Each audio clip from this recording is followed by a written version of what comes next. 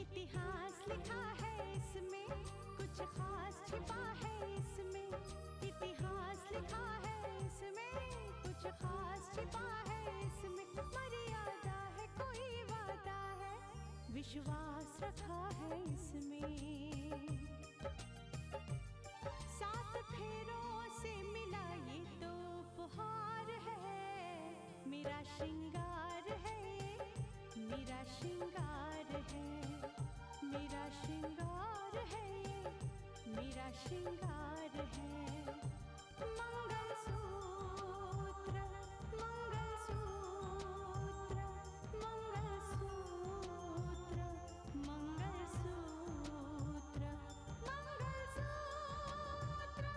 मंगलसूत्र, मंगलसूत्र,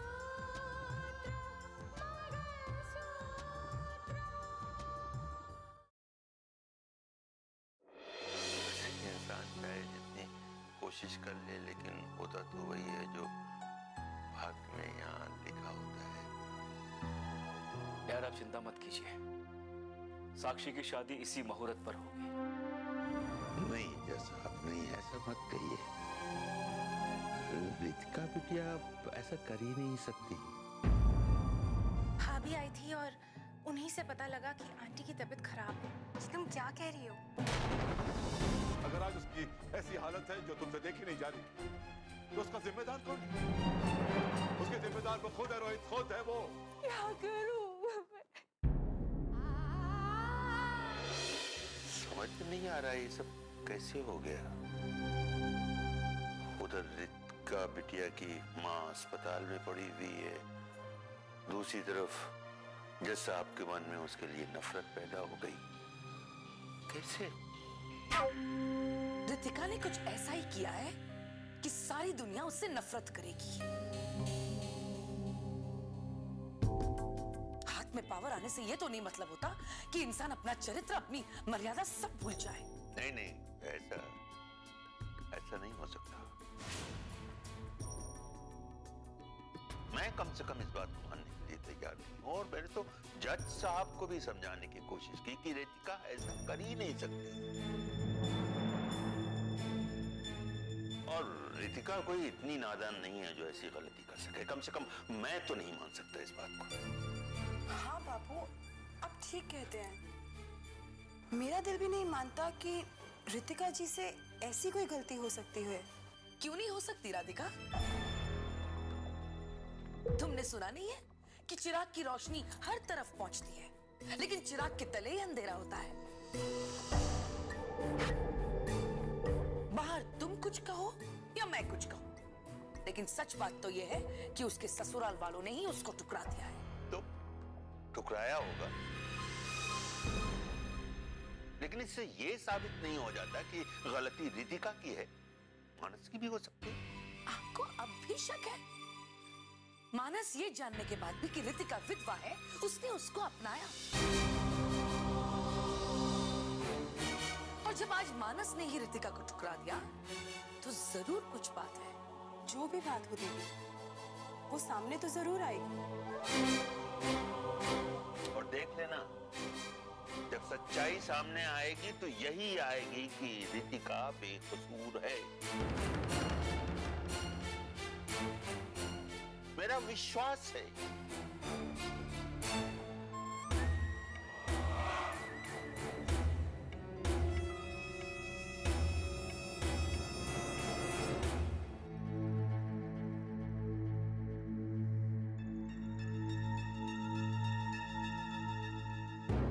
रितिका अब तक मुझे देखने क्यों नहीं आई दिव्या?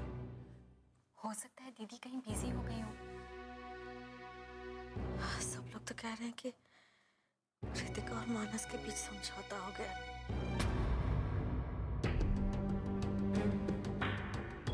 लेकिन पता नहीं क्यों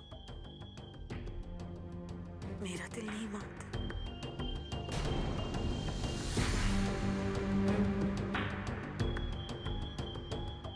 कोई तो बात है। जिस तरह से तुम्हारे पापा उस पर भड़क रहे थे, जरूर कोई बड़ी बात है।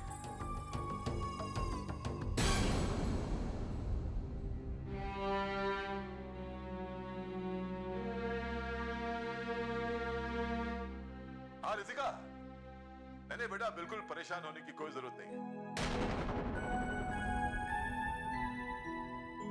बिल्कुल तुम्हारी बात ठीक है। डॉक्टर ने कहा है कि बस 2-4 दिन में ना डिस्चार्ज कर देंगे। हाँ, नहीं बेटा, तुम्हारे आने की बिल्कुल कोई जरूरत नहीं है। अरे भाई, मैं हूं, रोहित है, दिव्या है, हम सभी तो हैं। नहीं, डोंट वरी बेटी, तुम अपना फर्ज निभाओ, अपनी जिम्मेदारियां निभाओ। Okay, bye. I am sorry, phone काट दिया उसने।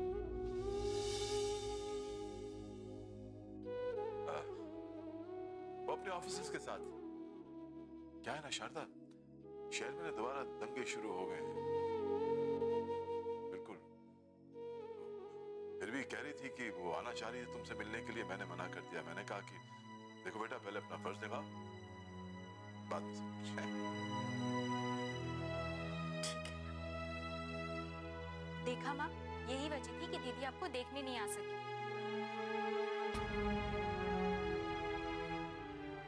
आप तो बेवजह कुछ भी सोचती रहती हो। कोई बात नहीं, उसे मौका मिलेगा तो आ जाएगा मिलने। लेकिन ये फिर से दंगे क्यों शुरू हो गए शहर में? हाँ, इसका जवाब भी तो रितिका को ही देना होगा। हाँ, देगी ना जवाब, बिल्कुल देगी। जिम्मेदारियां, अपनी जिम्मेदारियां निभाएगी वो।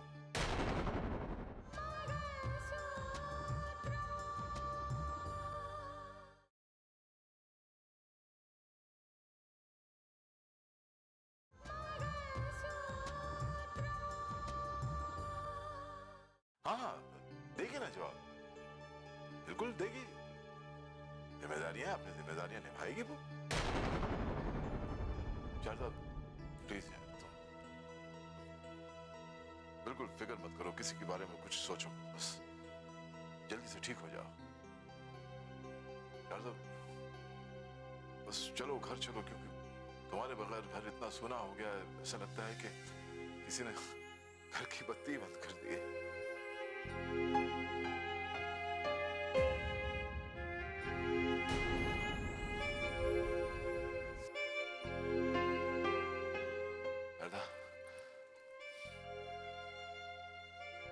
तुम ना मेरी जिंदगी हो। कितने वक्त से मैंने तुमसे ये नहीं कहा, आज कहता हूं, बहुत प्यार करता हूं तुमसे।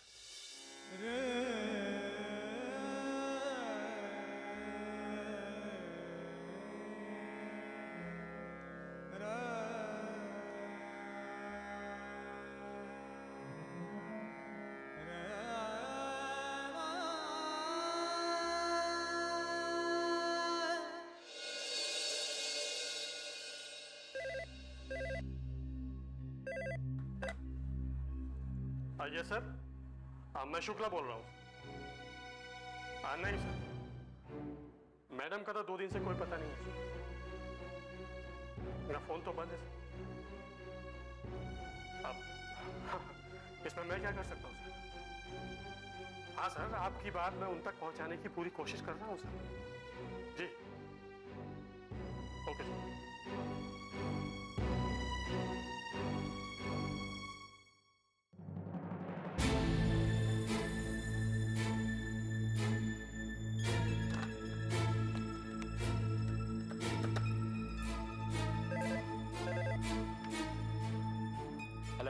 Good afternoon sir. Good afternoon. कौन? मैं कलेक्टर साहिबा के ऑफिस से शुक्ला बोल रहा हूँ।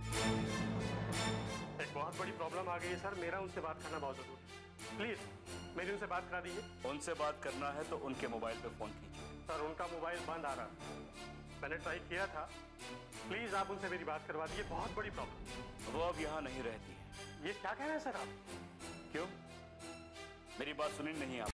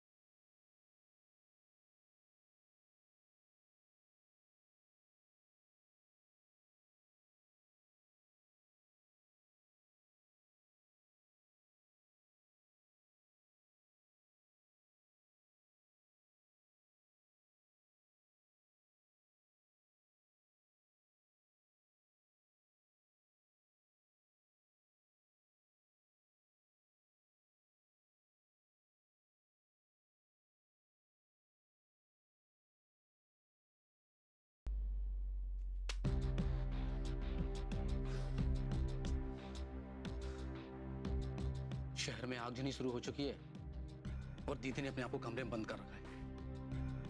क्या करूं, कुछ समझ में नहीं आ रहा। हेलो, क्या मैं मैडम से बात कर सकता हूँ? जी, आप कौन बोल रहे हैं? मैं उनके ऑफिस से शुक्ला बोल रहा हूँ। ओ बोलिए, मैं रोहित बोल रहा हूँ। कहाँ है मैडम रोहित जी? शहर में आग लगी है और मैडम का कोई पता नहीं। अब तो ऊपर से भी फोन आ रहे हैं कि मैडम कहाँ है। अब तक मैडम का कोई ऑर्डर नहीं मिला है, इस वजह से हमने कोई एक्शन नहीं लिया। प्लीज जरा आप संभालने की कोशिश कीजिए। दरअसल दीदी की तबीयत ठीक नहीं है। देखिए रोहित जी, बात मेरे हाथ से निकल चुकी है। अब जो भी डिसीजन लेना है मैडम को लेना। बात बहुत ऊपर पहुंच चुकी है, मैं इसमें कुछ नहीं कर सकता। आपको तो मालूम ही है मैडम ने मोबाइल ऑफ किया है। हाँ, शायद मोबाइल बंद हो गया होगा। मैंने मानस सर के घर पे फोन किया था, वहां से पता चला कि मैडम आपके पास। प्लीज मेरी उनसे एक बार बात कराइए। अब मैं आपको कैसे समझाऊं? एक्चुअली उनकी तबीयत बहुत ज्यादा खराब है। क्या मैडम की इतनी तबीयत खराब है कि वो मुझसे एक बार फोन पे बात नहीं कर सकती? देखिए, मैं उन्हें बताना चाहता हूँ कि शहर के हालात कितने बिगड़ चुके हैं। पूरा शहर जल रहा है रोहित जी, प्लीज एक बार मेरी मैडम से बात करा दीजिए। अच्छा ठीक है, मैं दीदी से बात करता हूँ, वो आपको फोन कर लेंगे। जी बहुत बहुत धन्यवाद।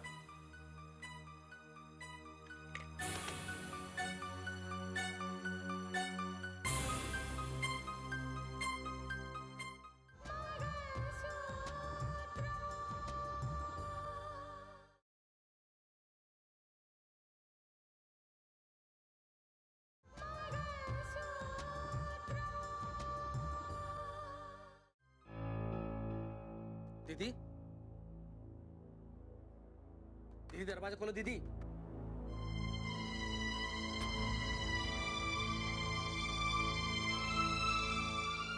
ये आपको क्या हो गया दीदी? क्या आप अपनी सारी जिम्मेदारियां भूल चुकी हो?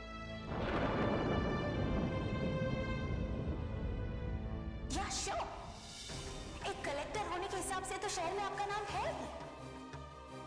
लेकिन आज जो सच्चाई सामने आई है ना भाभी, उससे ये पता चलता है कि आप अपना फर्ज निभाते निभाते राकेश के इतना करीब पहुंच गई कि आपने अपने ही रिश्ते कुर्बान कर दिए। दीदी प्लीज दरवाजा खोलिए, शहर में दंगे हो रहे हैं। ऑफिस से बार बार आपके फोन आ रहे हैं। बहुत इमरजेंसी, प्लीज दीदी, प्लीज दरवाजा खोलिए। तुम्हें देखकर फिर उसे वही बात याद आएगी जो मानस और तुम्हारे बीच में हुई थी। अपने आप को संभाल नहीं पाएगी और अब किसी भी तरह का सदमा उसकी जान ले लेगा।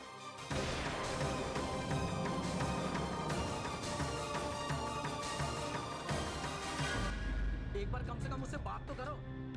मैं उनको क्या जवाब दूं? उनके बार बार फोन आ रहे हैं ऑफिस से। सच तो ये है रितिका कि तुम रोज उससे मिलती हो। तुम्हारा ये असली चेहरा देखकर मुझे नफरत हो गई है तुमसे। आज तक तुमने मेरे साथ सिर्फ खेल खेला है, मेरे विश्वास का गला घोटा है, मेरी अच्छाइयों का फायदा उठाया है। तुम्हारी जैसी औरत को मंगलसूत्र पहनने का कोई अधिकार नहीं है। तुम्हें आज मैंने फिर आजाद किया। जाओ, चली जाओ राकेश के पास।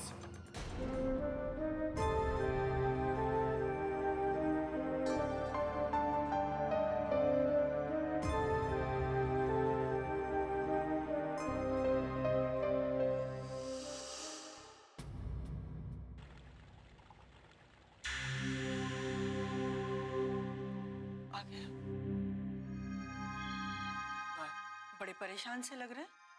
परेशान होने की तो बात ही है। शहर में दंगे हो रहे हैं और रितिका जो इस शहर की कलेक्टर है उसका कहीं कोई अता पता नहीं। क्या कह रहे हैं आप? उसका कहीं कोई पता नहीं? सिर्फ उसका ऑर्डर ना मिलने की वजह से दंगे रुक नहीं रहे। इन दंगों को तो पहले भी कंट्रोल किया जा सकता था। पूरा प्रशासन रितिका के ऑर्डर्स का इंतजार कर रहा है, लेकिन वहां से कोई ऑर्डर नहीं आ रहा है, जिसका नतीजा यह है कि पूरा शहर आग की लपटों में घिरा हुआ है। लेकिन रितिका ने ऑर्डर जारी क्यों नहीं किए? दूसरों के मामले में दखल देते देते दरअसल वो खुद अपनी जिम्मेदारियां भूल गई। उसके पास इस बात के लिए तो वक्त था कि मेरे घर आकर मुंजाल के सामने सबकी नजरों में मुझे गिरा सके, लेकिन एक कलेक्टर की जिम्मेदारियां निभाने का उसके पास बिल्कुल वक्त नहीं है। रितिका अपने फर्ज के प्रति इतनी लापरवाह नहीं हो सकती। जरूर कोई बात है। बात सिर्फ इतनी है कि उसकी मां हॉस्पिटल में पड़ी है, लेकिन जो इन जिम्मेदार पोस्ट पर बैठते हैं ना, उनके लिए अपने रिश्तों से ज्यादा शहर की जिम्मेदारियों की अहमियत होती है। और ये लापरवाही रितिका को ले डूबेगी। अब उसे कोई नहीं बचा सकता, कोई नहीं बचा सकता मतलब? ये बात तो अब बहुत ऊपर तक पहुंच चुकी है। कलेक्टर साहिबा कहां हैं? उन्होंने अब तक कोई ऑर्डर जारी क्यों नहीं किया? दंगों को रोकने की कोशिश क्यों नहीं की? इस बात की इंक्वायरी अब ऑनरेबल चीफ जस्टिस कर रहे हैं। रितिका की ये लापरवाही अब उसे ले डूबेगी।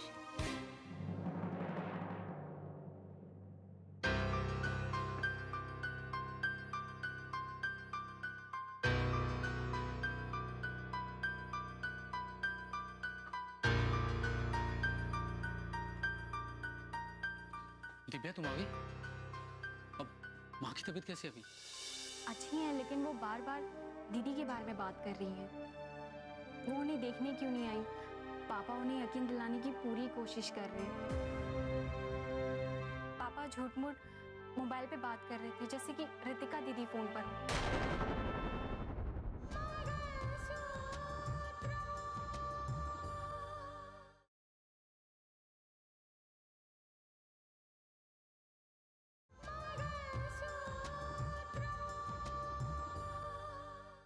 पापा उन्हें यकीन दिलाने की पूरी कोशिश कर रहे हैं।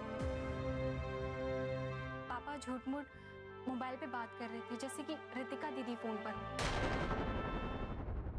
ये बात ऐसी है जिसे छुपाना मुश्किल है और छुपाए रखना जरूरी भी है। दिव्या कब तक? दीदी ने अपने आप को कमरे में बंद कर रखा है। क्या माँ जब वापस आएगी उनको ये बात नहीं मालूम पड़ेगी? हमें इस बात को संभालना होगा भैया, और दीदी को भी इस झूठ के लिए मजबूर करना होगा। लेकिन कैसे दिव्या, कैसे? क्या तुम्हें नहीं पता दीदी की हालत क्या है? दीदी के ऑफिस से लगातार फोन आ रहे हैं, लेकिन दीदी है कि दरवाजा नहीं खोल रही। वो तो इस कदर डिप्रेशन में है कि उनको ये खबर भी नहीं कि शहर में क्या हो रहा है। ये उनकी जिम्मेदारी है, और अब वो जिम्मेदारी कैसे निभाती हैं, ये तो उनकी अपनी मर्जी है। और अब तक तो वो वही करती आई हैं, जो उनकी मर्जी होती है वही तो वो करती हैं। बात वो नहीं है दिव्या, दीदी की हालत मैंने देखी है और उनको बहुत बड़ा सदमा लगा है। और हमें जो सदमा लगा है उसका क्या? जाने दीजिए भैया, दीदी की वजह से सारे रिश्ते टूटकर बिखर गए। आपको पता है, साक्षी और राहुल की आज शादी होने वाली है। क्या आज? हाँ, वो लोग भी किसी तरह इस शादी को निपटाना चाहते हैं। साक्षी से मेरी बात हुई थी, वो बता रही थी कि वो लोग शादी बड़े सादे तरीके से कर रहे हैं, क्योंकि घर का माहौल अब खुशियां मनाने के लायक तो नहीं रहा। हाँ दिव्या, क्या वो दीदी को इस हालत में पहुंचा के वो लोग खुशियां मनाएंगे? मैंने साक्षी की शादी के लिए क्या क्या सोचा था। तुम अपने बारे में बोल रही हो और मैं दीदी के बारे में सोच रहा हूँ। दीदी कितना मानती थी साक्षी को। साक्षी की शादी को लेकर दीदी ने कितने ख्वाब देखे थे। क्या उनके लिए सदमा नहीं है जो आज उन्होंने खुद अपने आप को कमरे में बंद कर रखा है? और दूसरी तरफ साक्षी की शादी हो रही है। दीदी की वजह से तो मैं भी उस शादी में शामिल होने के लायक नहीं रही। जाने दो दिव्या, जो रिश्ते टूट चुके हैं ना, उनको जोड़ने से क्या फायदा? कितनी अजीब बात है दिव्या, एक तरफ दीदी की जिंदगी उजड़ गई और दूसरी तरफ साक्षी की शादी हो गई। अब उसकी जिंदगी आबाद हो जाएगी और उसको राहुल मिल जाएगा।